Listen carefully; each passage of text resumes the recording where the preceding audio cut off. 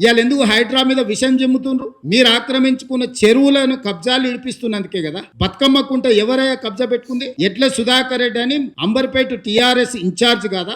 చంద్రశేఖరరావు పోతే హెలికాప్టర్లో పూల వర్షం కురిపించిండని నజరాని కింద బతుకమ్మ కుంట ఎట్ల సుధాకర్ రెడ్డి కట్టబడితే మెడల మీద 4 దెబ్బలు కొట్టి మొత్తం అవతల పడేసి ఇవాళ హైడ్రా కాలు చేసి బతుకమ్మ కుంటను పునరుద్ధరించి మొన్నటి బతుకమ్మ అక్కడ మేము పండుగలు జరిపినాం. ఇది నిజం కాదా? తుమ్మిడి కుంట ఇన్కన్వెన్షన్ నాగార్జున గారు ఆక్రమించుకుంటే ఎన్నిసార్లు విజ్ఞప్తి చేసినా వినకపోతే ఉన్నది ఉన్నట్టు మొత్తం కూల్చి ఈరోజు తొమ్మిడి కుంటని ఈరోజు పునరుద్ధరిస్తలేమా? సున్నం చెరువును ఆక్రమించుకున్నారు, నల్ల చెరువును కుక్కట్పల్లిలో ఆక్రమించుకున్నారు.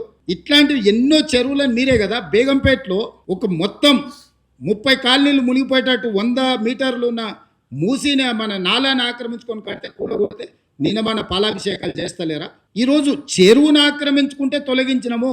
చెరువులు ఆక్రమించుకునే దాంట్లో పెద్దోళ్ళే కాదు, ఎవరైనా తెలియని అమాయకులు పేదవాళ్ళు ఉంటే వాళ్ళకి కొంత కష్టం వచ్చి ఉండొచ్చు. వాళ్ళకి డబుల్ బెడ్రూమ్ ఇల్లు ఇస్తామని చెప్పినాం, అధికారులను నేను పంపించిన. వాళ్ళకి ఏం చేద్దామో చెప్పండి, వాళ్ళని ఆదుకుందామని చెప్పిన నేను. ఇప్పుడు పేదలకు అన్యాయం చేయడం మా ఉద్దేశం కాదు. చెరువును పునరుద్ధరించి ప్రజలకు అంకితం చేస్తే